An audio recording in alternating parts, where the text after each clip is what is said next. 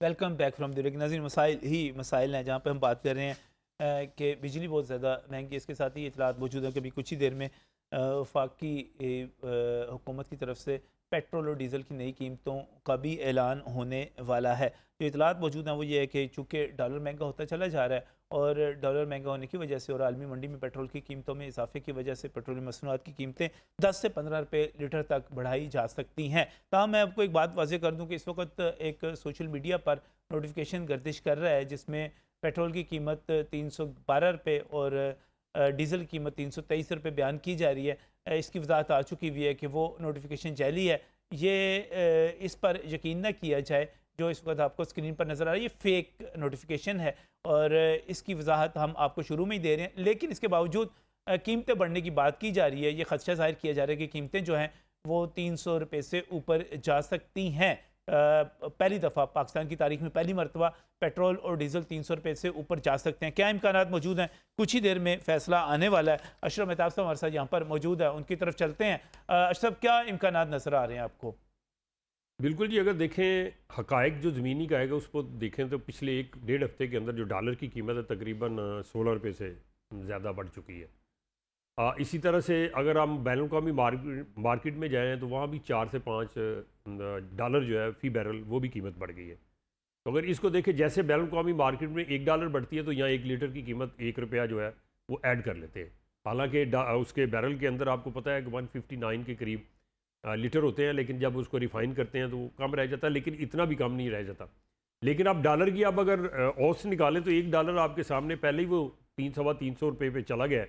तो फिर वो बात तो उनकी सही है। और ये जो कहा जा रहा है कि 10 से 15, मुझे लग रहा है कि 15 से 20 रुपये तक इसका इजाफे का इम्कान है। अल्लाह करे कोई इसका हल निकाले गवर्नमेंट, और पहले ही जो गरीब के ऊपर चलें इस पर बात जो है इन्फॉर्मेशन लेते हैं। ख्वाजा आतिफ अहमद भी हमारे साथ मौजूद हैं, आप information secretary Pakistan petroleum dealers association की, उनकी तरफ चलते हैं। भाई साहब, एक मरतबा फिर बात की जा रही है पेट्रोल की कीमतों में इजाफे के हवाले से, क्या सूरत हाल है? जी अस्सलाम वालेकुम। जी वालेकुम। भाई सूरत हाल तो बहुत बुरी है जी, दोनों तरीकों से। अच्छा। एक तो ये है कि कंपनियां में क्रश कर रही हैं, वो पिछले 1 माह से 1.5 माह से, और कई तो प्राइवेट ओएमसी जो है उन्होंने 3-3 माह से 1 लीटर जो है वो फ्यूल प्रोडक्ट अपने डीलर्स को नहीं दिया। और दूसरी दफ़ा जो प्राइस हाइक आ रही है, इससे ये कारोबार करना वैसे ही मुश्किल होता हुआ नजर आ रहा है कि ये अब आगे सस्टेनेबल नहीं रहा। क्यों? तो जहाँ तक आपके क्वेश्चन की बात है, लास्ट टाइम भी जब आप के ही प्रोग्राम में मैं था तो मैंने कहा था कि मेरा ख्याल है कि आप मेंटली प्रिपेयर रहे कि $1 1 लीटर, ठीक है, अगर आपको याद हो तो। सही तो सही। उसमें अब मेरा ख्याल है कि इनके बस में भी कुछ नहीं है, ना इनके वो डॉलर कंट्रोल में आ रहा है और ना ही जो कार्टलाइजेशन है वो इनके कंट्रोल में आ रही है। तो अब इसके अलावा मेरा ख्याल है जी कि बड़ी ये जो मीडिया में चल रही है वो तो शायद 20-22 रुपये है, लेकिन एज पर माय इंफॉर्मेशन को 30-32 रुपये तक की भी इंफॉर्मेशन है। अल्लाह करे कि वो गलत हो, लेकिन ये भी है र्यूमर के शायद इतना बढ़ जाए।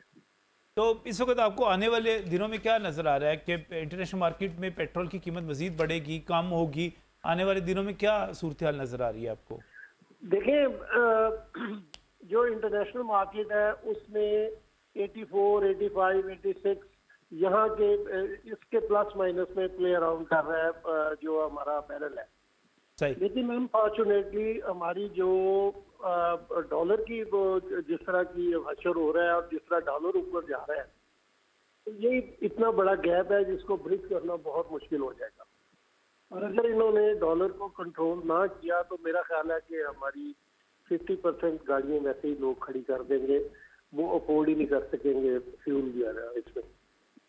सही सही। इस वक्त यानी कि आम आदमी के लिए पेट्रोल इतना महंगा होने जा रहा है कि वो शायद उनके लिए चलाना ही मुमकिन ना रहे, गाड़ियाँ चलाना ही मुमकिन ना रहे। इसके साथ साथ आप कह रहे थे कि हमारे लिए कारोबार जो है, कारोबार भी फिजिबल नहीं रहेगा। वो क्यों नहीं रहेगा? आपको तो अच्छा खासा प्रॉफिट बन जाता है इस पे। देखें, यही कारोबार जो था 2017 के अंदर, हम 1 लाख लीटर लेते थे 70 लाख रुपए का। सही। अब 1 लाख लीटर जो है वो 3.25 करोड़ रुपए का आज की प्राइस इंक्रीज के बाद हो जाएगा। सही।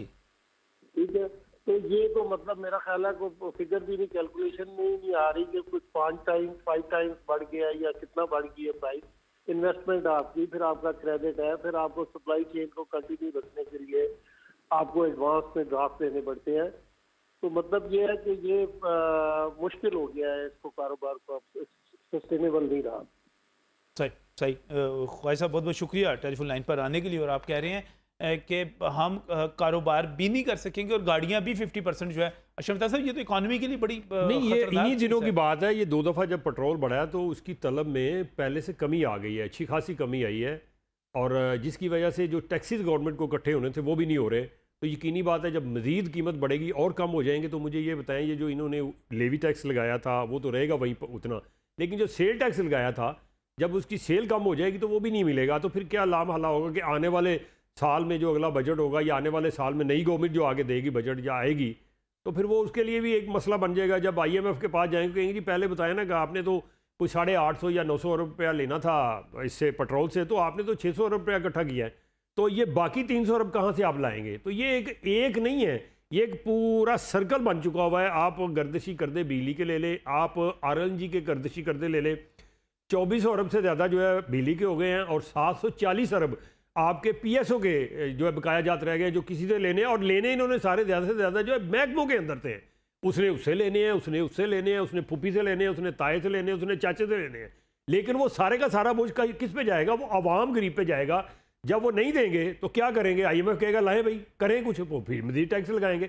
मकसद कहने का ये, जिस तरह से ये मुफ्त बिजली के यूनिट जो थे वो ख़त्म किए हैं तो वो अब वो एहतजाज करना शुरू हो गए। मैं तो समझता हूँ कि ये एक बड़ी इंतहा है कि आपको जब सैलरी मिलती है, आपको सरकारी घर मिले हुए हैं, आपको और चीज़ें मिली हुई हैं फैसिलिटी, तो यार ये पेट्रोल खर्चे, इसका मतलब है कि पेट्रोल महंगा होना तो यकीनी है इस वक्त। हाँ महंगा भी होगा, वो हमारे ऊपर भारी होगा, फिर गवर्नमेंट के लिए नुकसान होगा। जब जितनी कीमत महंगी होगी उसकी तलब में उतनी कमी आ जाएगी, बिजली जितनी महंगी करेंगे वो चोरी उतनी बढ़ जाएगी, 600 अरब से वो 800 अरब पे चली जाएगी। जब 800 अरब की बिजली चोरी के बिल कौन देगा, वो फिर हम आप देंगे तो क्या होगा। ये बड़ा मुश्किल ये होगा। मसला बनेगा। अशरफ मेहताब साहब तशरीफ़ लाने के लिए प्रोग्राम में ख्वाजा आतिफ अहमद हमारे साथ मौजूद थे, उनका भी शुक्रिया। और नाज़रीन कोई अच्छा वक्त नहीं है मुल्क की मईशत के लिए, जो एक मिसमैनेजमेंट थी और जो बदइंसामी थी बरसा बरस की, उसने अपनी इंतहा दिखाना शुरू कर दी है। और आप अभी थोड़ी देर में एक बड़ा इजाफा होने जा रहा है, उसके लिए मेंटली तैयार रहें और सोचें कि आप अपने अखराजात को किस तरह कम कर सकते हैं और अपनी आमदन को किस तरह बढ़ा सकते हैं। ये वाहिद तरीका है आप सस्टेन कर सकें जिसमें, वरना मुश्किल ही मुश्किल है। अल्लाह ताला हम सब पर करम करे। अल्लाह हाफिज़।